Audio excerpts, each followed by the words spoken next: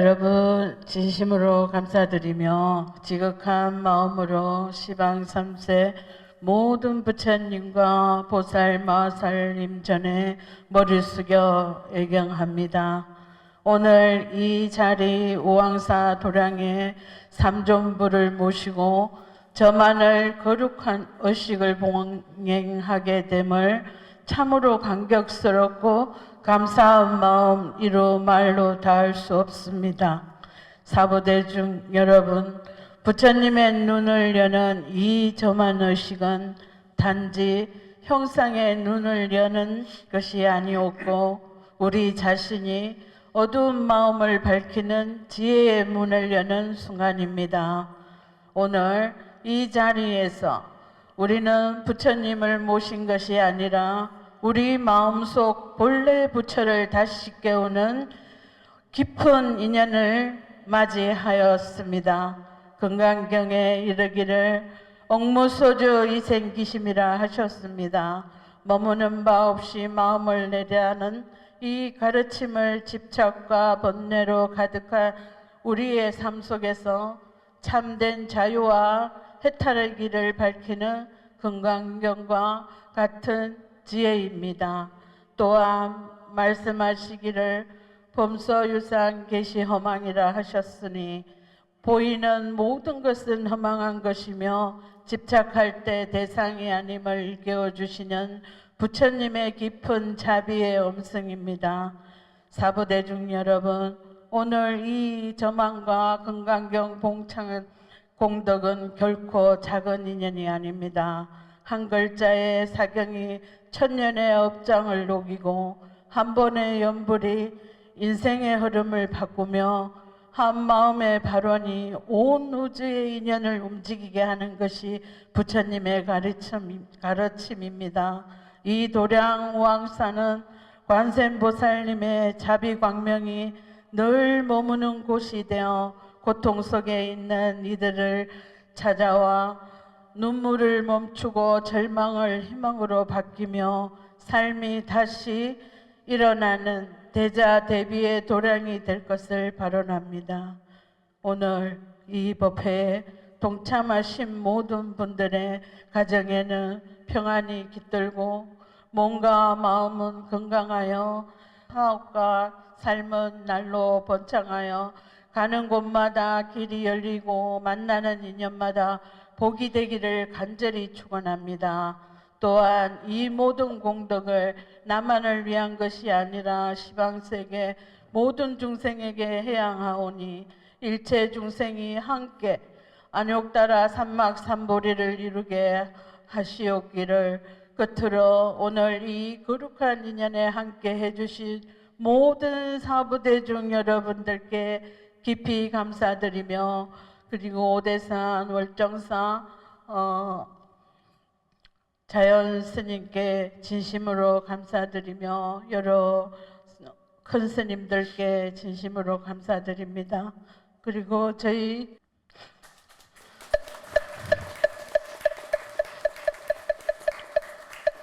부족한 저를 물신양면 도와주시는 저의 큰 스님께 진심으로 감사드립니다.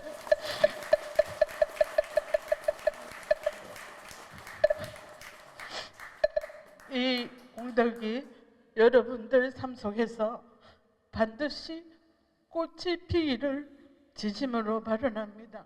감사합니다.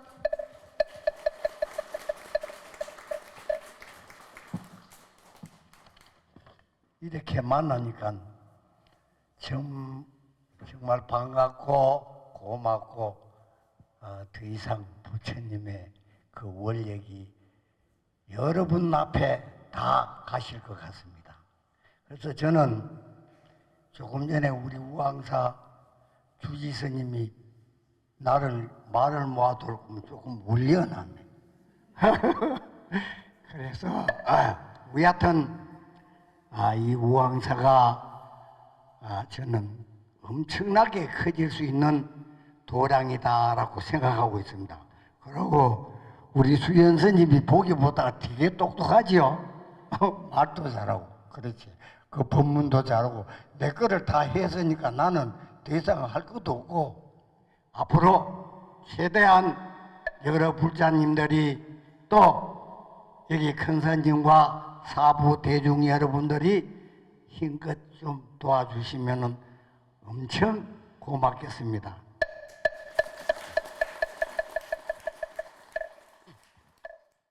우리 우왕사 수연 스님은 삼천 역사의 통이 제일 큰 스님은 석가모니 부처님 스님이고 그 다음으로 통이 큰 사람 누굽니까? 이 수연 스님이 우리 3000년 역사의 통이 제일 큰 비구니 스님이죠. 앞으로 그리고 이 법당은 통도사 법당보다 큽니까 작습니까?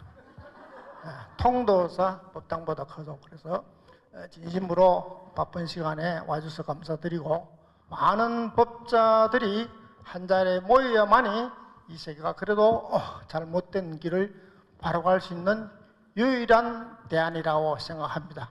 그래서 어떻든 앞으로 크고 작은 법석이 많이 열려서 AI 시대, 로봇 시대에 바로 갈 수 있는 정도의 길을 이어가야 되는 유일한 길이 부처님의 법석이 아닌가 생각합니다.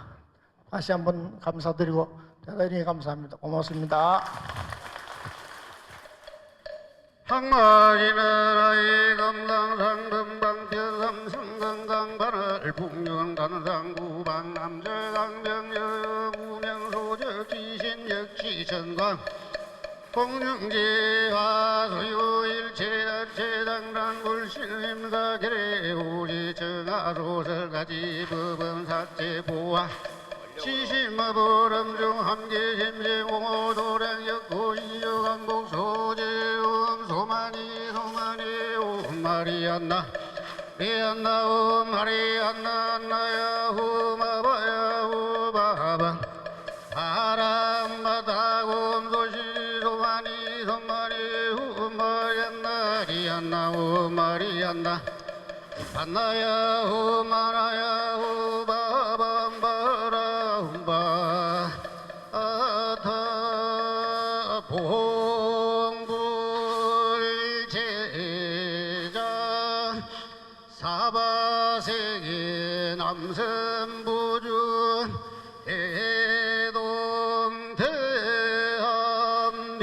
해동대한민구 경상북도 경주시 천북면 석타홍림길 소재 우항사 첨안도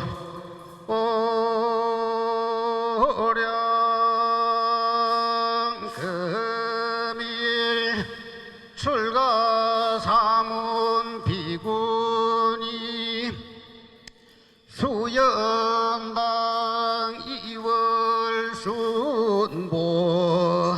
오기 신조성 아무시야 본사 서가모니불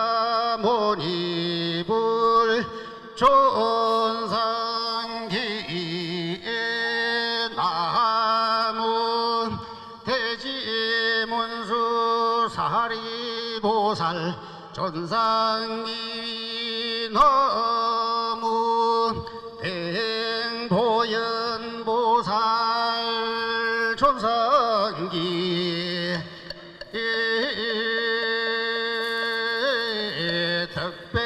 덕배저만법연 금비항등 공구 훈건작법 정계.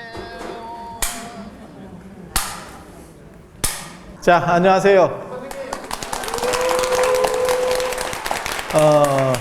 오늘 우왕사 저만식 저는 여기 사실 법당을 되게 작을 거다라고 생각하고 왔었어요. 그냥 우리 주지 스님, 수연 스님 몇 번 뵀는데 제가 그렇게 인연이 별로 없어서 그냥 작게 이렇게 한 줄 알았는데 와 보니까 법당이 커서 한번 놀랬고, 그리고 또 안에 들어와 보니까 불보살님이 너무 또 이렇게 많아. 중국 사찰들 같아요. 그래서 석가모니 부처님 모시고 4대 보살을 다 모셨어요. 이분이 욕심이 많구만. 그래서 운수보살, 보현보살, 그 다음에 지장보살, 관세음보살 이렇게 해서 4대 보살이라 그래요. 그래서 이 4대 보살을 다 모시고 그래서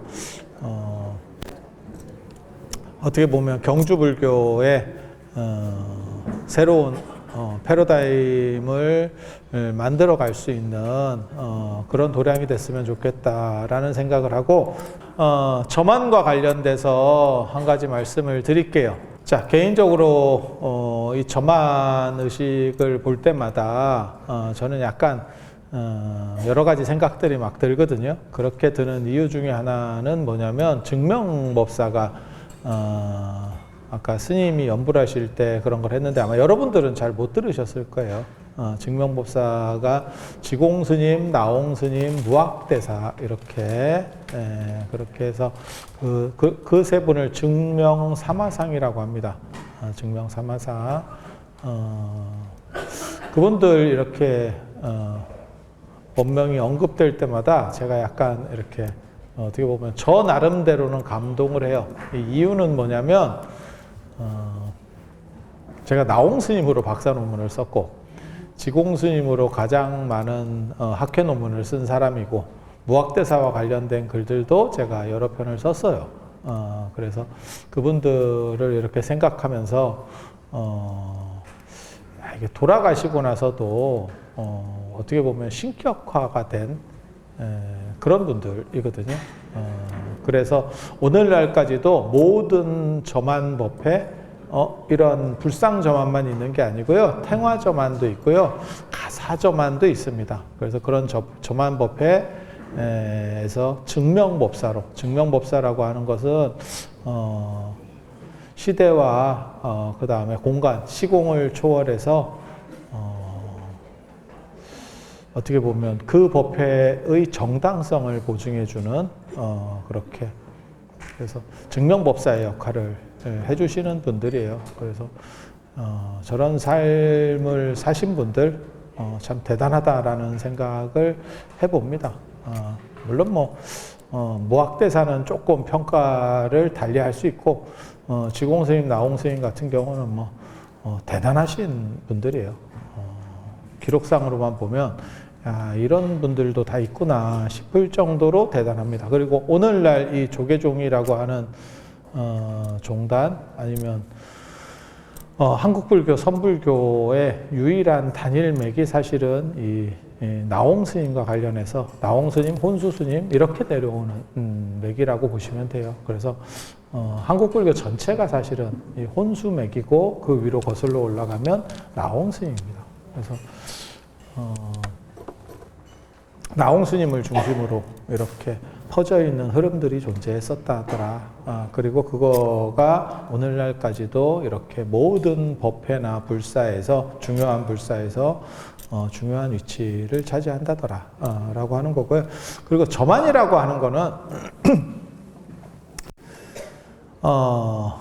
저만은 눈에 이렇게 점 찍는 거예요. 그래서 운필이라 그래서 실제로 저만 의식 때 붓을 들어서 이렇게 운필을 합니다. 그리고 단순히 눈에만 찍는 게 아니고 눈하고 가슴하고 배하고 이러면서 이제 인도말을 이렇게 써요. 그래서 에너지를 주입하는 그래서 그렇게 하는 거고 일반적인 불상은 사실은 뭐 마네킹이랑 별 차이는 없어요. 그래서 저한테도 그런 거 물어보시는 분들 되게 여러 번 있었는데 집안에 불상을 모시고 있는데 안 좋다는 얘기도 있던데요. 이렇게 그런데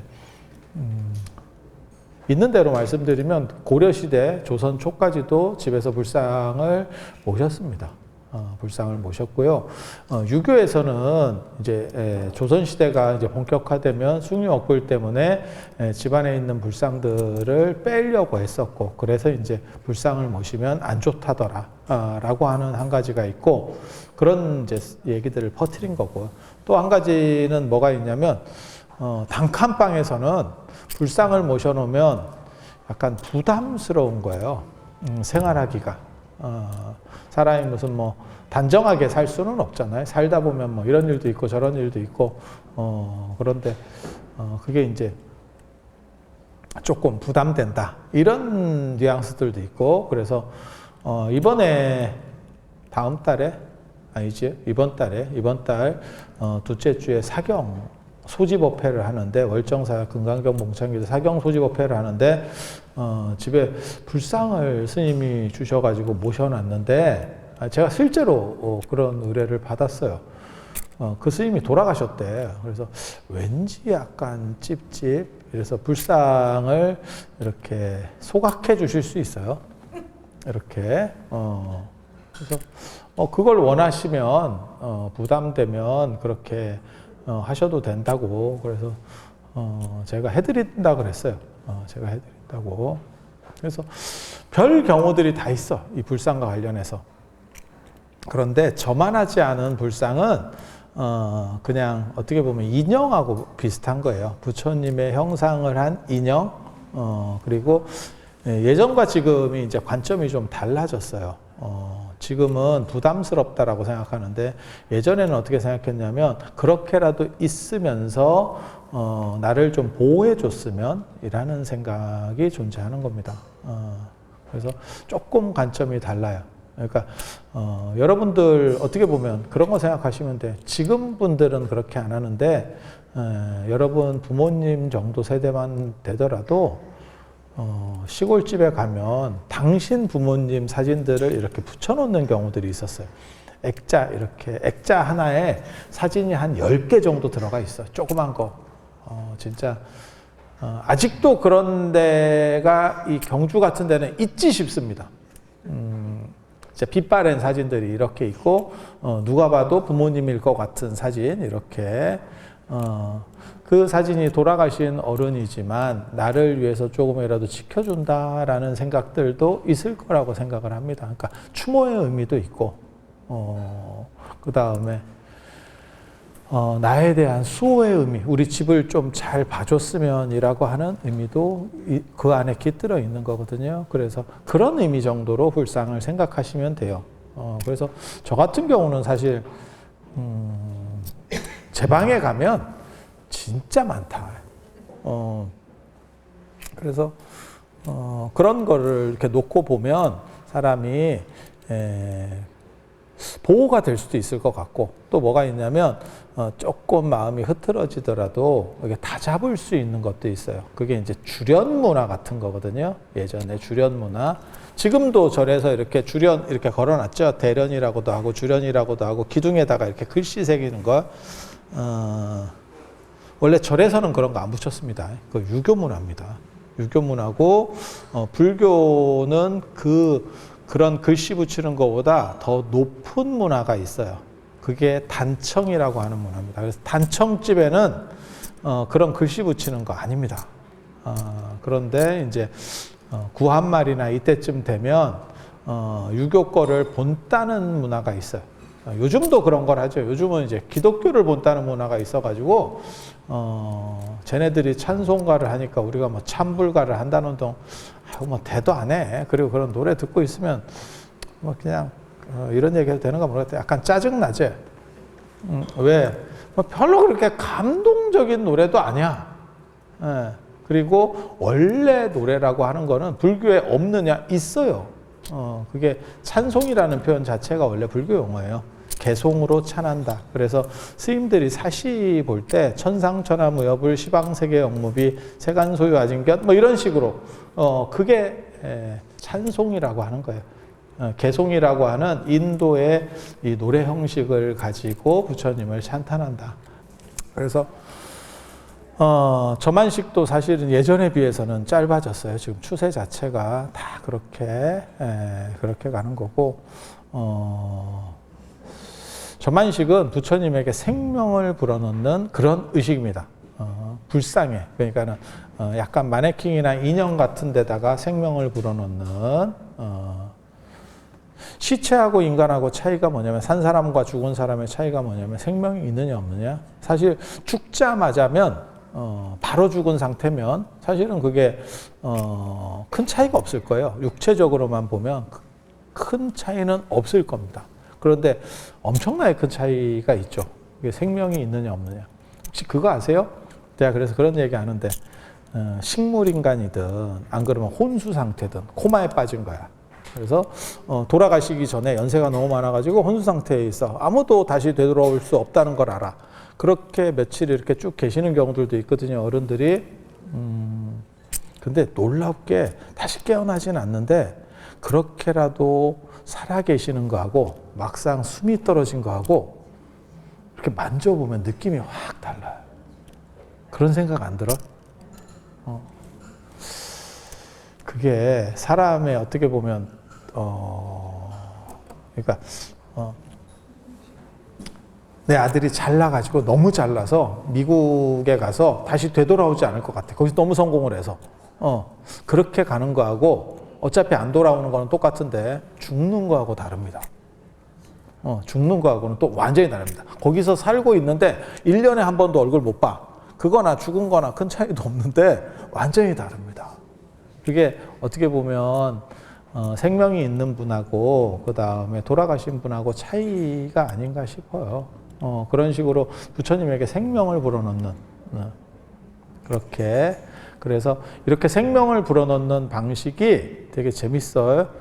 배에다가 우리 스님이 여기 주의 스님이 그렇게 말씀하시던데 금강경을 넣었대. 금강경을 꽉 넣었대. 금강경을. 그래서 이제 금강경 당신이 금강경 매니아인가 봐요. 저도 금강경 매니아인데 근데 저는 금강경만 하지는 않아요. 제가 다 양다리, 두다리, 세다리, 네다리 좋은 거는 그냥 다 이렇게 싸그리 다 하는 스타일이기 때문에 어떤 게 터질지 모른다. 근데 금강경을 중심으로 하기는 하는데 저는 다 합니다. 이렇게 보면 그래서 그렇게 되어 있는데 배에다가 그렇게 금강경을 가득 넣었대. 그래서 그걸 이제 복장이라고 합니다. 생명을 불어넣는데 목 쪽에는 후령통을 넣고, 그 이제 어떻게 보면 뇌 기능과 관련된 그러한 것들을 넣고, 후령통을 넣고, 그 다음에 뱃속에다가 오향 향 5가지, 그 다음에 오곡건 생명을 뜻하는 거예요.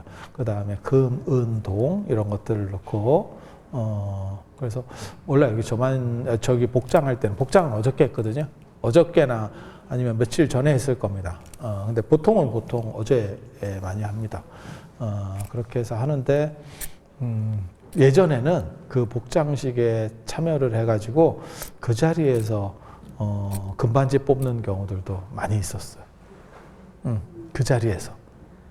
그리고 그게 삼국시대 때도 그랬는갑더라고요. 삼국시대 때도. 네가 그걸 어떻게 아느냐? 익산 미륵사지 탑에서 이제 그게 요행이 발견된 겁니다. 보통은 그 사리를 넣는 데가 있는데 넣는 위치가 있어요. 탑에서. 그런데 그게 약간 똘틱하게도 전혀 엉뚱한 데 사리를 넣었어. 익산 미륵사지 탑에서. 아무도 예상할 수 없는데. 왜 그렇게 했는지는 누구도 모릅니다. 근데 되게 재밌습니다. 그렇게 넣는 바람에 일본 사람이 도구를 못했어. 그냥 헛다리만 짚다 끝난 거예요. 여기겠지? 없네. 이래가지고 끝난 거예요. 그러다가 저번에 수리 때 나와서 이제 엄청나게 놀라운 일이 벌어졌죠. 거기서 이제 뭐 사리도 나오고 가장 유명했던 사건은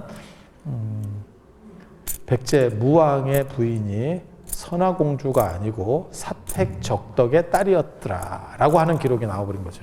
그래서 선화공주 이야기, 선화공주와 마동이의 이야기, 여러분들 혹시 예전에는 들어보셨을 거예요. 요즘 젊은 분들은 못 들어봤을 수도 있어. 그래서 그 선화공주와 마동이 이야기가 다 구라 뭐 이렇게 이제 상황들이 바뀌게 되는 굉장히 중요한 사건이 터졌어요. 그리고 거기 보면 은제, 관제, 관모, 이식 같은 게 나와요. 그러니까 은으로 만든 관제, 관에다가 이렇게 꽂는 관 장식하는 은으로 된 그러한 장식물이 나왔어요. 그런 건 뭐냐면 내가 그 복장에 지금 탑 복장에 탑을 봉안하는 상황에 딱 가서 구경하게 됐는데 뭐라도 내 걸 넣고 싶은 거야. 넣고 싶은데 갖고 온 게 없어. 그러니까 이 관모에 장식되어 있는 거를 뜯어버린 거예요. 은재를 썼으면 최고급 신분은 아닌 걸로 이렇게 추정을 합니다. 최고급 신분이었으면 금제가 나와야죠. 금으로 된 거. 그런데 진짜 그 사람이 어떻게 보면 복 받고 싶었던 거야. 그리고 나는 그런 사람들이 복을 받을 거라고 생각하거든요. 그런 간절함이 있으면. 그러니까 관모가 굉장히 중요한 겁니다. 예전에 그러한 관모라고 하는 건 상당히 그 사람의 권위를 나타내는 중요한 거예요. 그냥 뜯어버린 거예요. 그 자리에서. 마치 그 예전 노보살님들이 금반지 빼듯이. 금반지 빼듯이. 그런 거 금반지 빼서 넣으면 어떤 일 벌어지는지 아세요? 나중에 시대가 이제 한참 흐르게 되면 계금을 다시 할 때도 있고 불상을 수리할 때도 있어요. 그때 다시 복장을 열고 중수기를 쓰거든요. 이렇게 다시 고쳤어요 라고 하는 기록들을 써. 그때 돈이 모자르면 그거를 팔아서 씁니다. 수리비용으로 씁니다. 수리비용으로. 근데 보통은 열 때쯤 되면, 수리할 때쯤 되면 이미 돈이 모연이 돼 있어요. 그래서 시작을 하죠. 그래서 그것들이 그냥 타임캡슐처럼 남아요. 근데 거기에 이름까지 새겨서 넣으면 진짜 좋은데. 그래서 아시는 분 중에는 이름 새겨서 넣으시는 분들도 있어요. 그래서 그런 정성이면 되지 않을까? 그리고 그 사람이 도대체 누군지는 모르겠어요. 하지만 분명한 거는 그 관제이식, 그러니까 관장식, 그거 넣은 게 그 사람의 인생에 있어서 신의 한 수였어. 왜? 그 사람의 모든 것들이 다 지워지고 남은 건 그거 하나야. 그 사람이 어떤 인생을 살았는지 몰라. 제가 그래서 그런 얘기 하는데,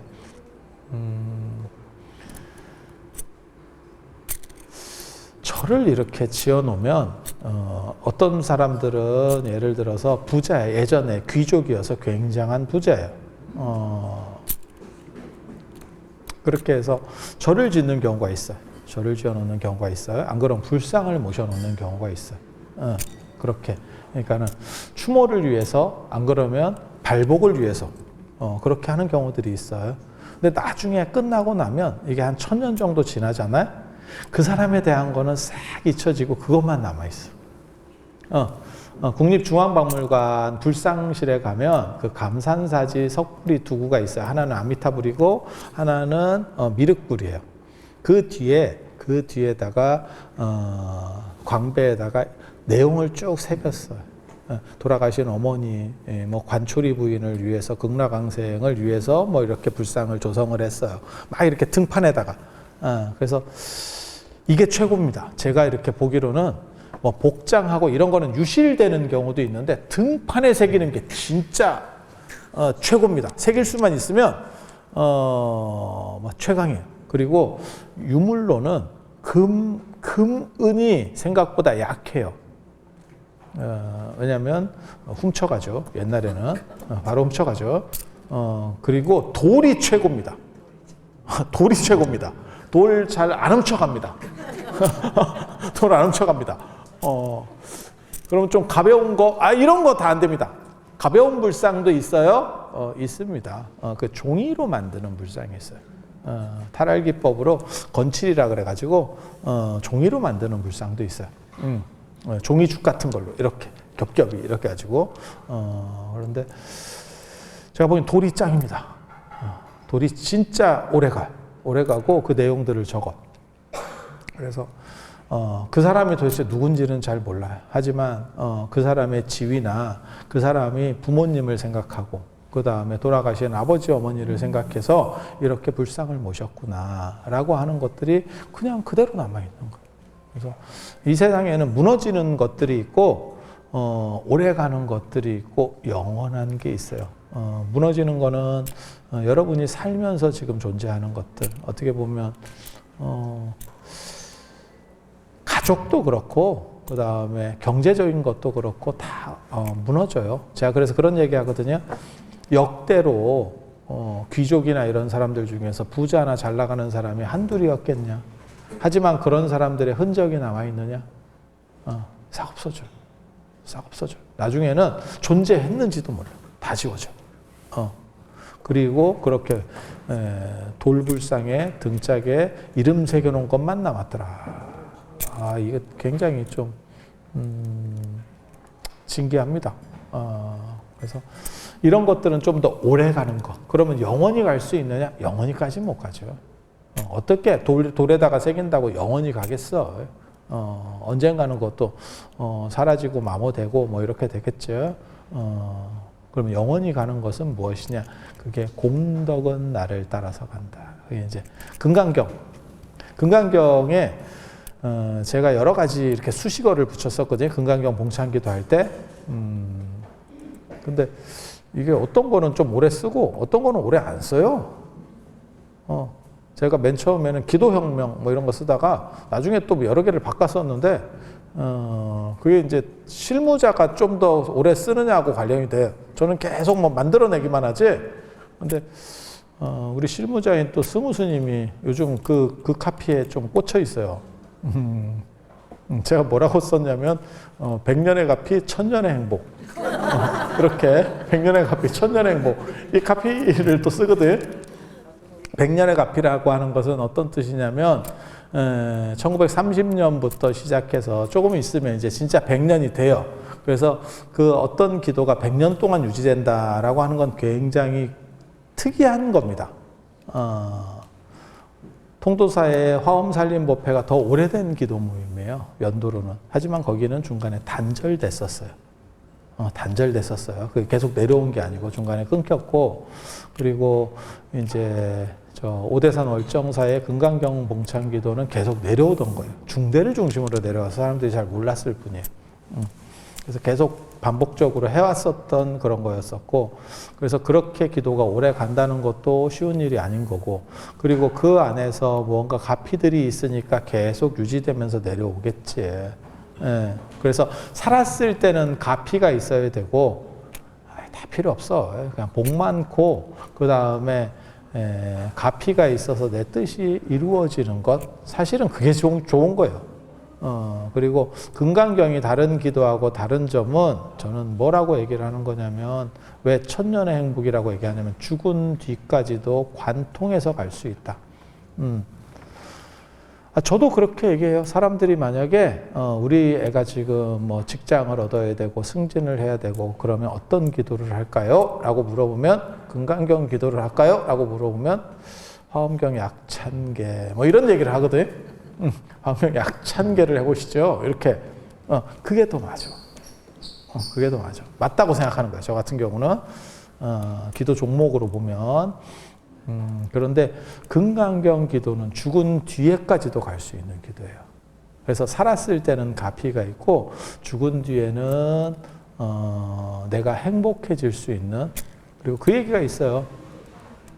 지금 여러분들이 무엇을 가지고 있든 어떤 삶을 살았던 죽은 뒤가 되면 거기까지 따라갈 수는 없습니다. 부처님께서도 뭐라고 말씀하시냐면 살았을 때 너를 끝까지 따라갈 수 있는 것들, 그건 뭐냐면 재산, 그 다음에 가족, 그리고 그거보다 더 끝까지 따라가는 게 뭐냐면 내 몸이에요. 내 몸. 이게 최후까지 따라가는 거고, 언젠가는 놓고 가죠. 언젠가는 놓고 가죠. 그리고 놓고 갈 때 가지고 갈 수 있는 것은 네 공덕과 업밖에 없다. 네가 해왔던 그러한 습관들, 아니면 누적됐던 것들, 그 가치들을 가지고 간다. 그래서 공덕을 많이 쌓아놓으면 죽은 뒤에까지도 관통해서 갈 수 있는. 그래서 금강경을 돌아가셨을 때도 금강경을 봉독을 하죠. 그래서 금강경이 어떻게 보면 가장 안전한 경전, 그러니까 신묘장구 대다란이나 화엄경 약창계나 아니면 뭐 사다라니, 아니 사대주나 아니면 법화경 기도 같은 경우는 약간 전문 처방 같은 그런 기도고요. 금강경 기도는 약간 보약 같은 거예요. 보약 같은 기도. 그러니까는 공진단이나 뭐 홍삼 먹는 듯한 느낌? 그래서 전체적인 것들을 이렇게 끌어올려주고 나쁜 것들을 막아주는 이렇게 그런 기본적인 그런 거라고 보시면 돼요. 그리고 그렇게 금강경을 모셔놨다고 해서 참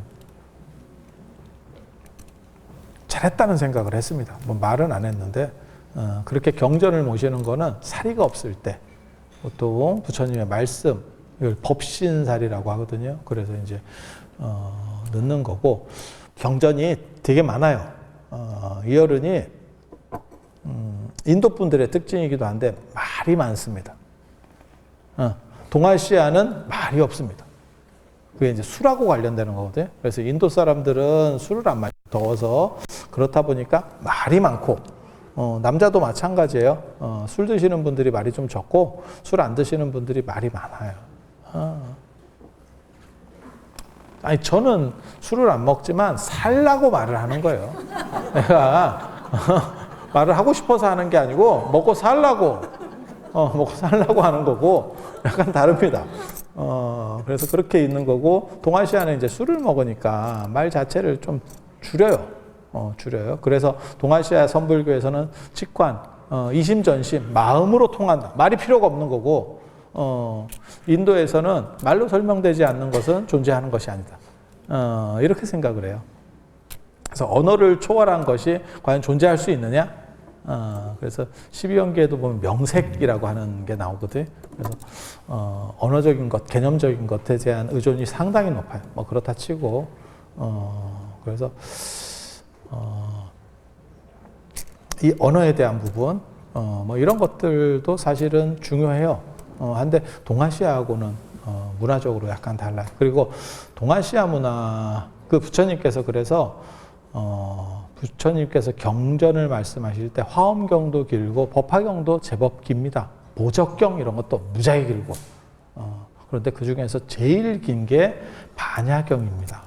그래서 천태종의 중국 천태종의 현계다면, 천태종의 7조로 불리는 현계다면이라고 하시는 분이 이렇게 정리해 놓은 데 보면 부처님께서는 반야경을 22년 동안 설하셨다 라고 하는 거고 그만큼 중요하다는 의미가 돼요. 근데 양이 너무 많아. 그래서 권수로 치면 600권입니다. 제가 전에도 그런 얘기 했었는데 이 600권 대반야경 읽은 사람을 내가 지금까지 나 말고는 본 적이 없다. 왜? 이거는 기본적으로 할 일이 없고 끈기가 있어야 돼요. 이런 거 보려면 딴 거 다 필요 없어. 그러니까 어떤 느낌이냐면 예전에 그 박경리의 토지 이런 거 읽는 느낌이에요. 그냥 은근과 끈기 이게 기본 깔리고 재미는 그 뒤에 느끼든지 말든지. 그리고 참고로 말씀드리면 경전은 재미가 없습니다. 없습니다. 그래서 은근과 끈기가 거의 90%를 차지하는 거예요. 그리고 거기에는 할 일이 없어야 돼요. 내가 지금 같으면 그런 경전을 못 읽었을 거예요. 근데 내가 어렸을 때 진짜 할 일도 없고, 뭐 되는 것도 없고, 그러니까 그런 거 읽고 있지. 세월이 좋아서. 그래서 옛날 사람은 안 힘들었겠어요? 그게? 저만 그런 문제가 벌어졌겠어요? 그래서 옛날 사람들이 읽는 거 포기하고요. 경전을 두루마리 경전을 한번 펼쳤다 맙니다. 그러면 한 번 읽은 걸로 퉁. 한 번 읽은 걸로 퉁. 근데 이게 한 번 읽은 걸로 퉁치려면 몇 번 해야 되냐면 600번을 해야 돼요. 600권이니까 600번 열었다 닫았다 열었다 접었다 이걸 600번 해야 돼. 그러니까 이게 좀 힘들다. 그래서 그거를 축약해서 만든 게 나중에 공식만 딱 뽑아서 만든 게 써머리 하는 거죠. 그게 반야신경. 그리고 그렇게 해서는 안 되겠다. 너무 압축해 놓으니까 이게 잘 못 알아듣겠다. 반야신경의 가장 큰 특징은 지금 조계종 같은 경우는 반야신경을 한글로 하거든요. 한글로. 근데 한글 반야신경과 한문 반야신경의 가장 큰 차이는 무엇이냐? 내용을 이해하느냐? 이해하는 게 아니고 의식이 길어졌다. 내용 이해는 똑같이 안 됩니다. 왜? 공식만 너무 압축해놔서 그래요. 너무 압축해놔서.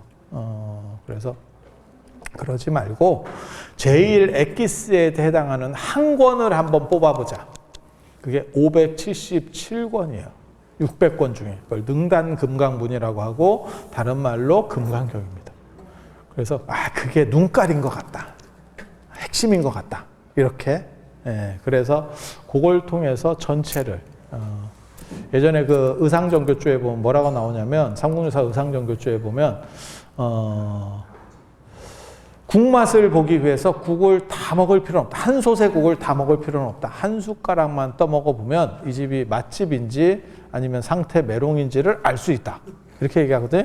그래서 600권을 다 보지는 않지만 금강경 한 권만 보면 전체의 대체적인 내용들을 알 수 있다. 근데 옛날 사람이 그거 뽑은 것도 난 대단하다고 생각해요. 그 선정하려면 진짜 몇 번을 읽었을 거야. 누군가 몇 번은 굴렀을 겁니다. 그렇지 않으면 그거 선정하기 쉽지 않아. 한 번 읽으면 되는 거 아닙니까? 흥부전하고 다릅니다, 이게. 흥부전하고 다르고 비슷한 내용들이 계속 반복되면서 재미없게 끌고 가거든요. 그래서 다 읽어도 기억이 안 나요. 문제는. 그래서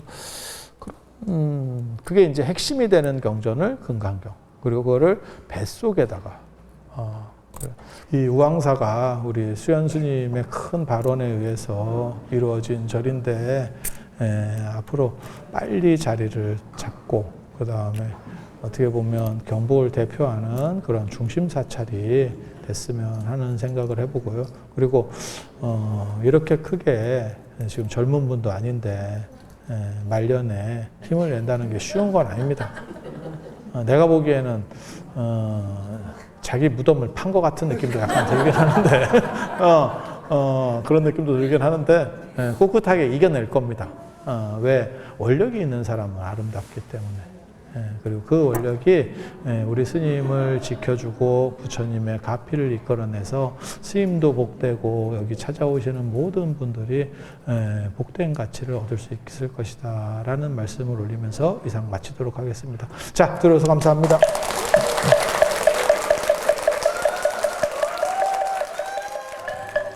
유연세존원요 용문불고수보리 제보살마살음여시양보 기십주 일체중생지류 약탄생 약태생 약습생 약유색 약무색 약유상 약무상 약비유상 비무상하게 영임무여 열반이멸도지여시불도무량무승무자성 실무중생 등멸도자 아이고 수보리 약보살 유화상 인상 중생 상수자성 즉비보살